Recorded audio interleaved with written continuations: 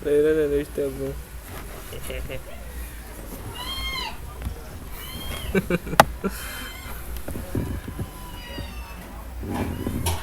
Vocês devem estudar, ser doutoras amanhã, né? Para vocês estudarem muito.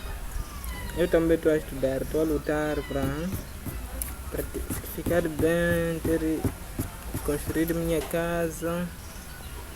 Depois... É para me ensinar a treinar. A fazer o quê? A treinar. A treinar? Treinar o quê? Ginástica. Ginástica? O problema é eu não tenho tempo. Mama, faz assim. Eu trabalho muito, todo dia estou a trabalhar.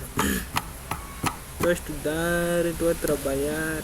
É muito complicado. No sábado, você quer te bater de tchá-tchá-tchá. No sábado fico todo o tempo a trabalhar, de manhã até à noite. Mas no domingo? Só no domingo tenho tempo de manhã até 14 horas. Assim, de que nada até às 14 é de ir trabalhar. Às 14 eu vou trabalhar.